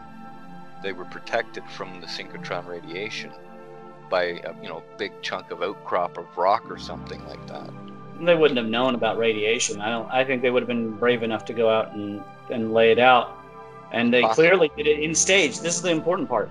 The extension that is going down from go back to the brown one. That extension that's coming down to the right is coming down out of Saturn. That is earlier in the formation. So it's there. You can see the gases are escaping out of the egg to form Neptune. And then you see up to the right what it became. All three. Yeah. And then that covers the story, the origins of the story that's in the Ramayana. And pretty cool stuff. And it's done with a creature, excuse me. They do it because with these plasma shapes took the form of animals and bugs and yes, lizards and exactly. because That it that goes right back to reproduces, my point. it reproduced everything up there down on the ground. It made Exactly. it basically, I believe that plasma itself isn't alive, but what organizes it and makes it do what it does is alive And in not some only conscious way. not only were they able to do that, they also have the concentric ring with the same ratio spacing as the one that was here in Kentucky at Big Site. So I mean, these guys knew what they were doing. If there was radiation issues, they definitely took their life in their own hands. But then again, people back in the day didn't think people were supposed to live very long. The average age, I think, in the Neolithic was like 25 to 32 years old, and even in the Dark Ages was only about 41. So people didn't worry about radiation or anything like that. They worried if the sky went suddenly dark. They worried if there were ominous comets about, but they didn't. They were worried about kinetic explosions. They weren't worried about radiation. Holy crap. Toxic winds, yes, but that was mostly the Middle East. This one's interesting. What the heck? What? See this glyph here of the snake Yeah. eating a human and then spitting it out with the head off? Yeah, but you could see it's the Dragon. same cosmic egg with the left butt, the flat bottom, the bump on the top, and now the stuff has been ejecting. I mean, essentially the gods' viscera were being ejected. That's why the story of Osiris is he's being ripped apart. Well, people don't realize what we're looking at is not only just the polar configuration, but it's other. It's the time of the clash of the Titans, where planets came close together with each other and interacted and caused these plasma sheaths to light up and their magnetic fields to go crazy and maybe even flip a little bit, change their position, maybe even influence it in a way that it tilts a planet in a certain tilt. The concentric ring motif is a sign that at some stage there developed an interesting voltage configuration that created multiple double layers. And from what I can tell, it's 3 double layers because the Nazca site and the big site both have 3 double layers with a central core, but it's a spherical core. So it's not the same egg. It's a different body. Maybe it's the sun. I can't really tell. It could have been Venus itself once it ejected. There was a lot of widespread Venus worship. Well, I think that Venus worship came about after the breakup of the polar configuration when it orbited for 750 years. Well, it probably came about when it started waging war because everybody around the world worshipped the war gods. Whichever god was in charge of war. If it was Mercury, they worshipped it. If it was Jupiter, they worshipped it. If it was Mars, they worshipped it. And Athena still to this day has temples. And Mars came very close to the Earth in the ancient past. It didn't cross our path like Venus did, but Venus crossed Mars' path, and that was the battle that was going on between them. And that happened for 750 years. People were watching this going on, and every time Venus came close, they pooped their pants. Look at the one that looks like a duck in the bottom. That is the same glyph as what you find at Gobekli Tepe, except it's upside down. And at one stage it looks like a bird, the next stage it looks like a boar, another stage it looks like a panther or lion, and of course the lion is the flaring with the mane, and then eventually it looks like a big alligator or lizard. And they're just different stages of the same event, and they're on all the Gobekli Tepe enclosures. They're telling the story, and that's what they're hiding. They're not hiding aliens. What they're hiding is the fact that once it's decoded, it tells a sequential story of the reformation of the solar system. Wow. And that would upset. We know that archaeologists routinely hide data that interferes with their Clovis first mentality and their Egyptology centered worldview, and so that would completely upset that.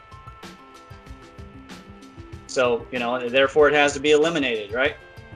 Can't have people questioning the academics.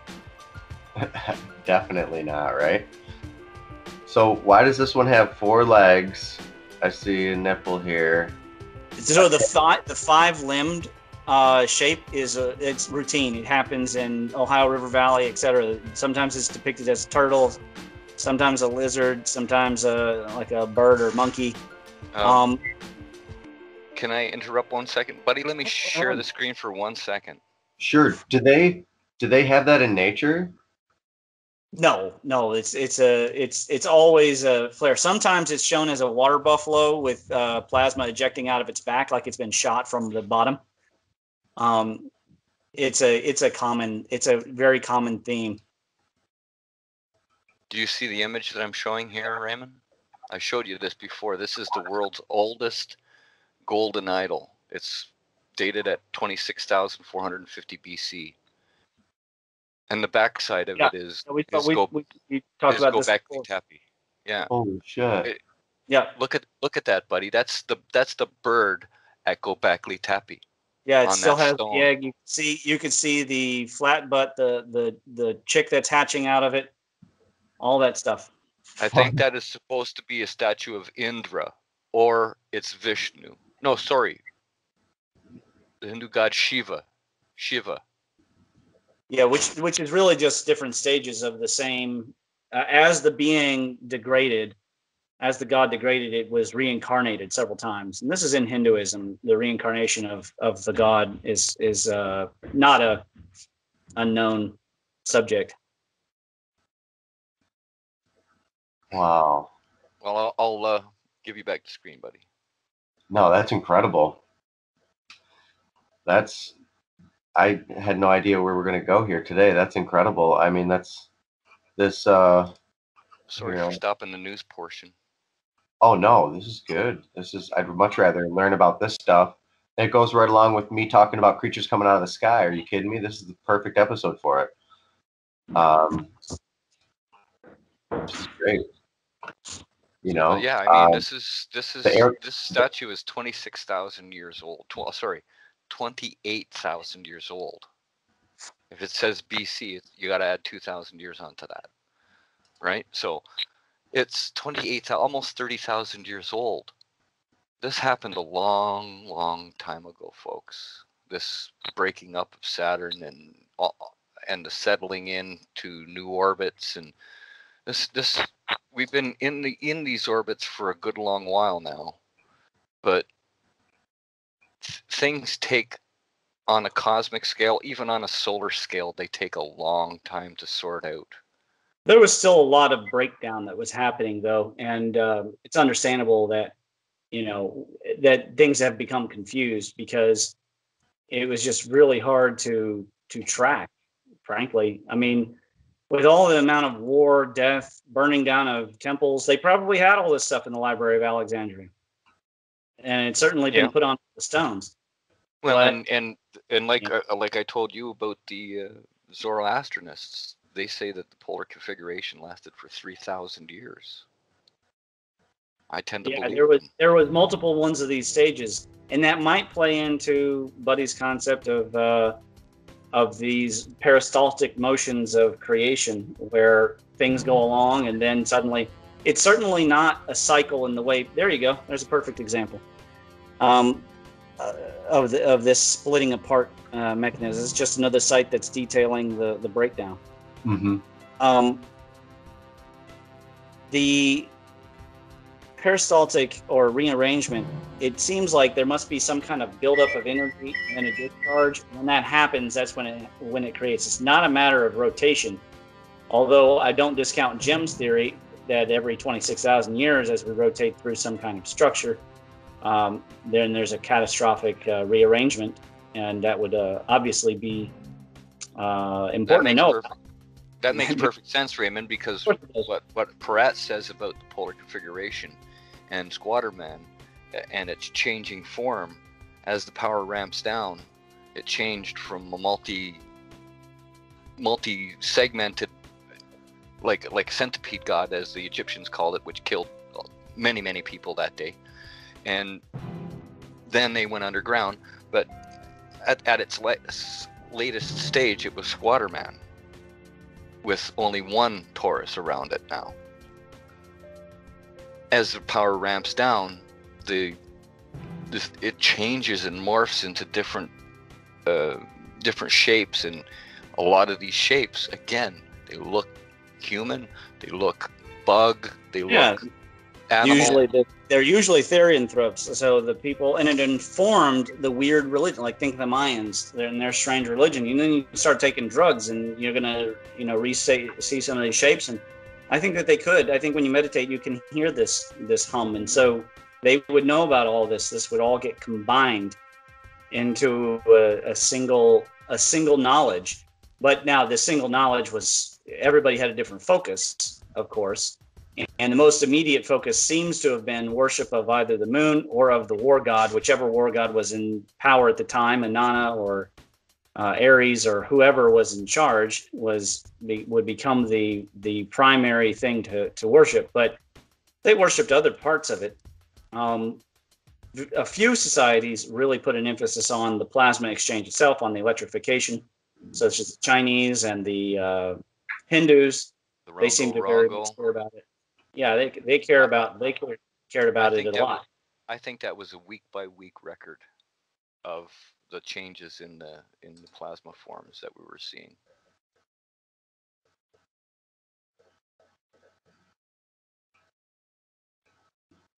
These are definitely gorgeous, and they remind me of the plasma figures. They have bilateral symmetry, and the geometry of it spinning and these moving through the air. You could definitely see that there is a clear path moving through the center of them, and a definite motion to them. And there's a trajectory, and plasma works in the same way, and the Thunderbirds, and it, as it moves through the sky, the flares come off. It could even be considered like a asteroid, but I think there's way more things that are pointing towards these electrical events and all this other stuff versus just asteroids, certain asteroids. Bring up Rongo text or Rongo script, and you'll see what I'm talking about. And I've even seen the vulture in this Rongo text, Raymond. I'm not sure if you've seen it, but I've seen the vulture in here.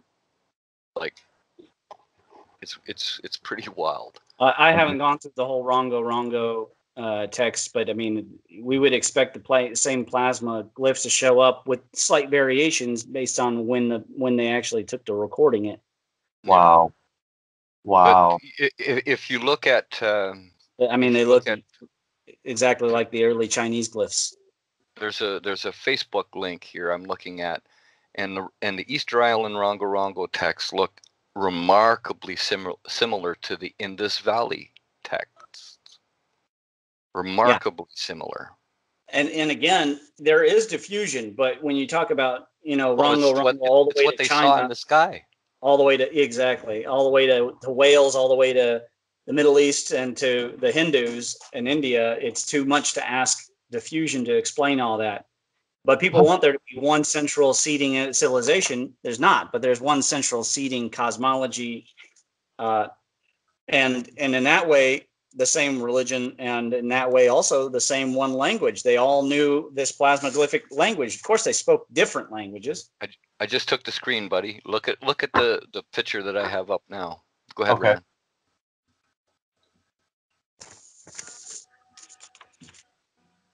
Yeah.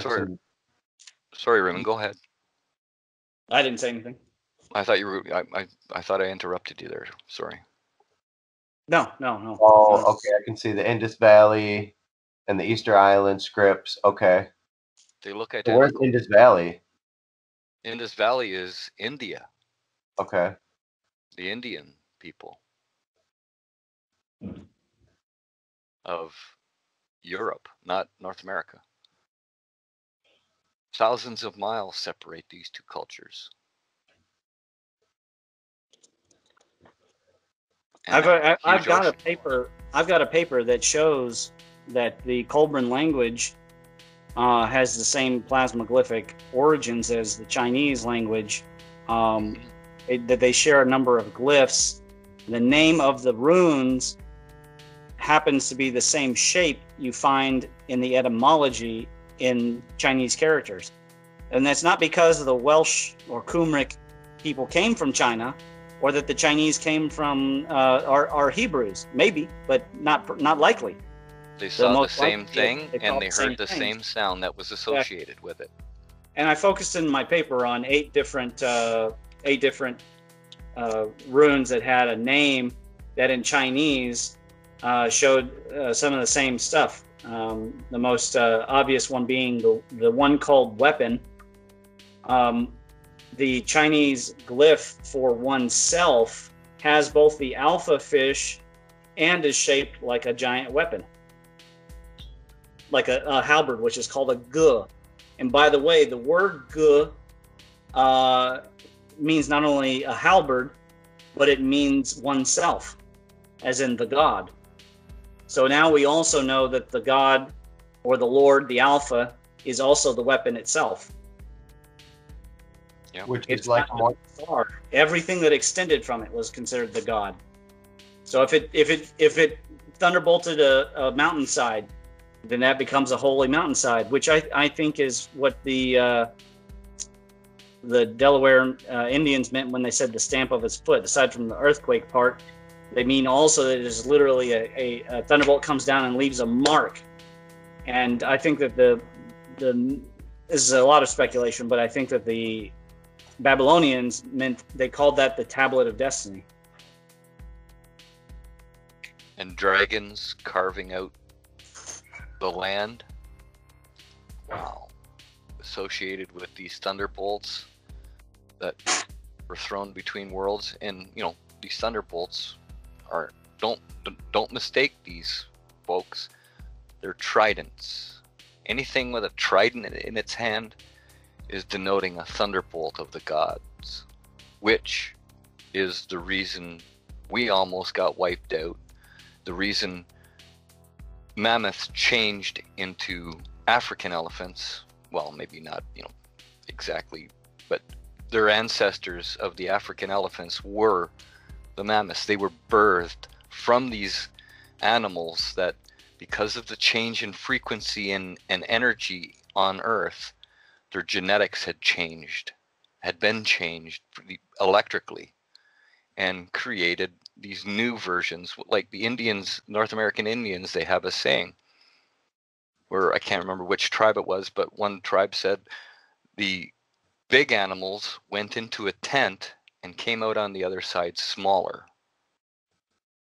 Well, that means that something happened, and that changed those animals into weaker, smaller animals that, the North American Indians could deal with. Because before that, there are stories of the North American Indians having a bunch of these animals coming through their area and just devastating everything in their path, killing and devastating everything in their path. So that's the bad animals that they were talking about. They were changed into smaller versions that weren't so destructive, that their spears could penetrate and not bounce off of.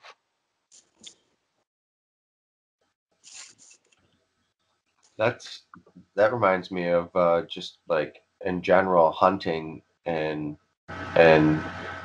there's warriors all over the world that are always trying to get the biggest animal still alive out there, and it's always a competition, and it's always been a competition. That's what I think. And we hunted a lot of the creatures extinct, some of them, but not a lot of, not all of them, of course, but we have our play into that. Well, before 12,900 years ago, I think humans were more concerned with defending themselves from these animals, Yeah, than hunting them. right, and building big, huge star forts. Like a giant bear size of a beetle, a VW beetle. Standing up, it'd be like 10 feet, 12 feet tall. A human has there's no match for that. Yeah. Just go right through you. Unless you saw that one movie, The Edge, with Anthony Hopkins. I've seen it about 5 times. I love that movie. It's one of my favorite. Any movie shot in Alaska is usually a really good movie. It's not cheap to shoot a movie up there, and plus it's usually beautiful scenery. So I like those movies. I've not seen it. If it's a thriller, I've not seen it. I'm not into the horrors or thrillers. Oh no. I mean, I guess it's horrific to be by a bear, but it's really more of a story about the different stages of a man, and being in touch with our most original and our I don't want to say savage. I want to say you could say our base instincts, our natural self, and the bear is really a metaphor, but it's a fantastic movie.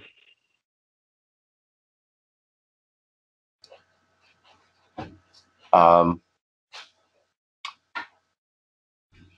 on a second.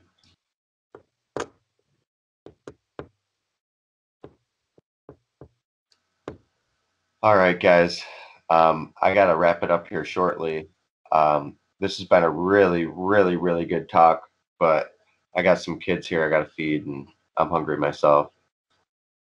It always is with Ramon. Yeah, it was really good. Thanks for making episode 42 what episode 42 is, and us talking about the identical glyphs appearing in the skies and coming back down, and plasma tubes, and all these different type of configurations, all up my alley. It's everything that I wish to discover and discuss, and way more than I could have even comprehended. I'm still wrapping my mind around what you guys are talking about, but now I'm starting to understand it and see it a lot more. You have to remember, everything's frequency and vibration. Birkeland currents, frequency and vibration. When they cross each other, or when they come close to each other, they resonate with each other and make changes and do changes, and magnetic fields change, and that's the entire basis of the cosmic rearrangement, is that with every rearrangement, there's an induction and an alteration of capacitance and impedance, which then creates a new electric field, which causes more movement, which generates more magnetic fields, which then rearrange things. And when the movement causes rearrangement, it all starts all over again. All spinning on the right-hand rule. Sometimes they will. Well, there's also a left-hand rule that's less known about, but it's in there. Once they start to tend in one direction, like a Markland convection or a Birkeland current, then you'll see really remarkable structures. But that doesn't mean it's not happening in what we see as the blackness out there. It's still happening. It's just there's different scales and size, and it's happening inside of cells. It's happening in flat spatial areas, like in deserts. I think you've seen Andrew Hall's, Michael Claridge's latest work on the structure of the Birkeland current. Not me. He presented it in London. It's a little video from the electric cosmology guys. Okay. From London. And sorry, what? Philip Francis. I don't recognize the name, but I'm pretty sure it's the electric cosmology group in London that interviewed the guys last year over video, and it's not the best videos produced, but anyways, it's the electric universe. But anyway, he shows the structure of Birkeland currents and how the flow of electrons are moving around in different ways. It's pretty cool. I don't know if you've seen it yet, Raymond, or not. If you could find that link and share it, that'd be awesome. Then I could put it here for people. Shoot, I'm still sharing the screen. Okay, yeah, I'll find it. Try and find it right now.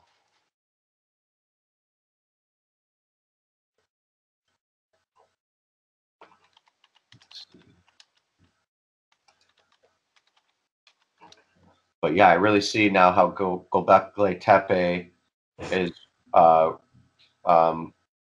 looks These just like fellas. those other configurations on the ground here.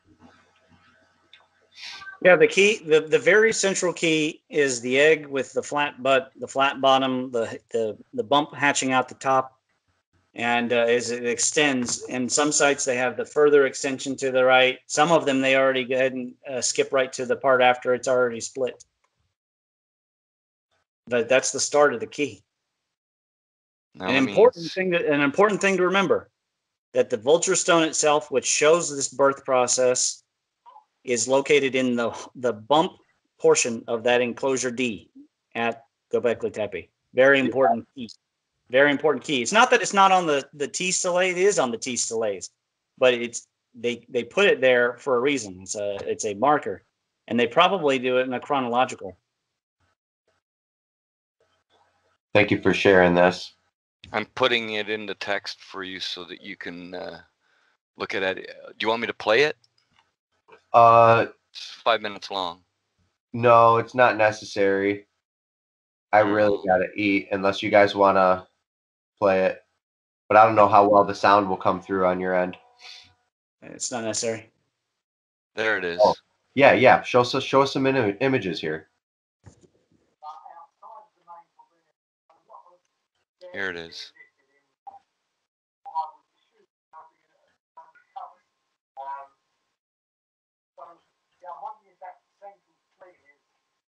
You know what, though, we should move on. Like, there's a certain amount of just accepting and ponder. Yeah, it'd probably be better if you just mute it because we can't hear it. Oh, okay. Sorry. But yeah, this is him figuring out how Birkeland currents are structured and seeing all kinds of different motions and reversals and things like that. So yeah, you were right in saying there is a left-hand rule, but it's probably more influenced by the right-hand rules. Two right-hand rules coming together, turning something left. But anyway. All right. Well, cool. Thank you guys. Let's do this next week, if especially if Neil's not up for it again. But either way, I'm gonna try to plan episode 43 for next week. Okay. All right, guys. Thanks for being here. And it's been good hanging out. I really want to hear Neil's voice someday eventually. Hopefully he feels better and out of the weather. But until then, let's hold the torch and keep the flame burning bright like we do. Yes, sir. Have a good one, guys. All right. Take care, guys. Take care. Bye. The geometric view is a Love is Watching product. Love is Watching being. Thank you for doing that. Keep your eyeballs out. Pay attention. There's a lot going down this year. Be vigilant. Be mindful. Be insightful. Be loving. Thank you for being here. Thank you for being kind. Share the love. Spread the love. Become the love. Amen. Thank you for joining us in episode 42. See you again next week.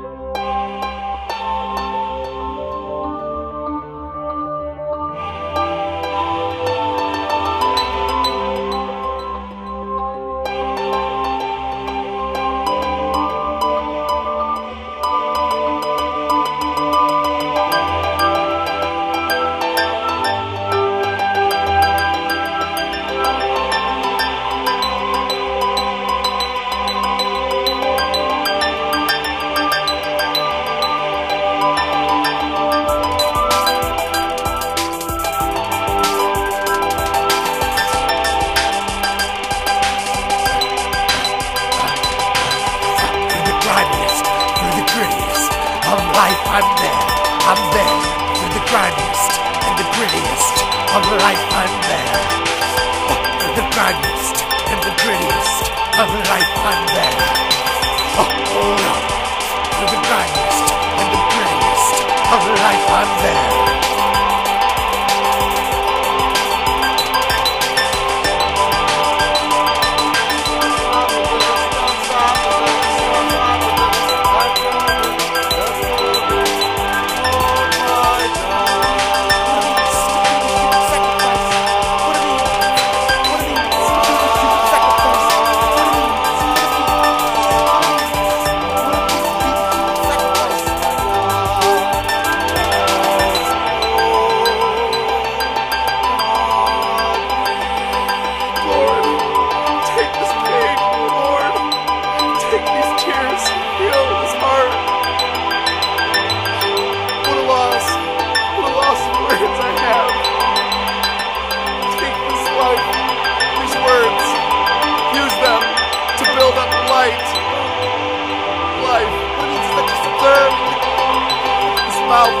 Life and death.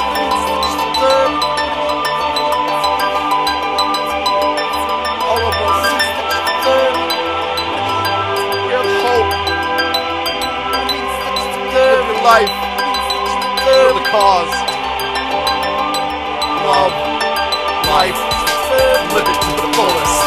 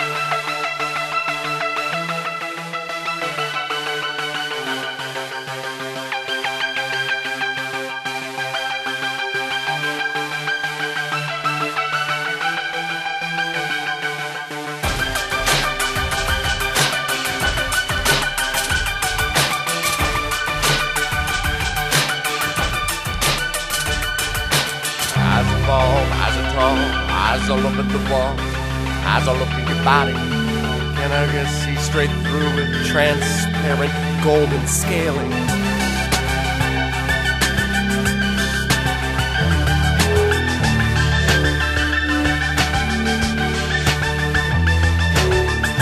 The largest of the atom, let's embark on this because this is the journey. The journey is life. Take hold. Here we go. 3, 2, 1.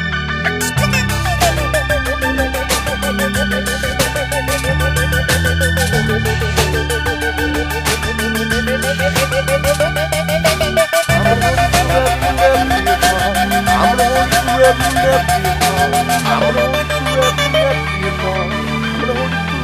step me apart. I will always love you, my dear. There's nothing you can do.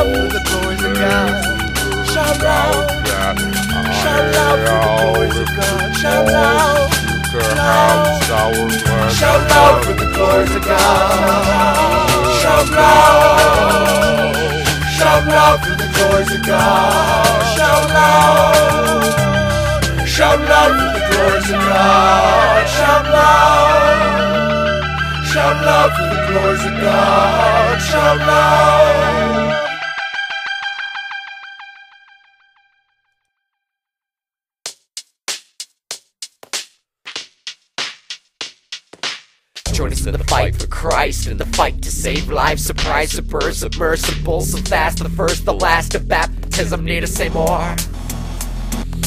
Pay attention like the marrow in your bones, zero in your back, air in your lungs, zero into the back, tertiary Christian neurons, synapses and narrow endurance into eternity.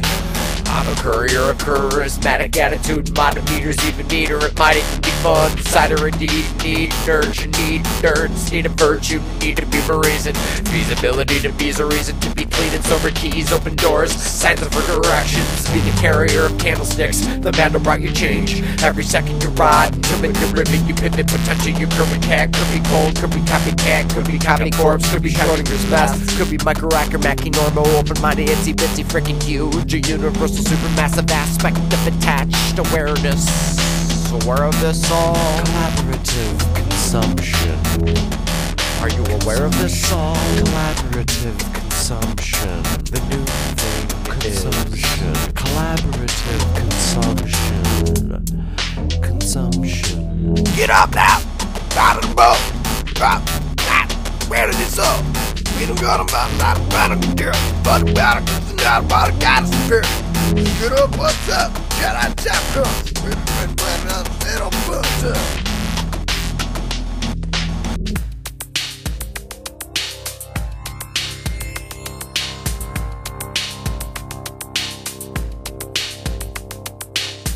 I'm in search of, I'm in earth love, I'm in living life, I'm in living color, I'm in air drop, I'm an earth thing, I'm an earth thing, I'm an earth thing, I'm an earth thing.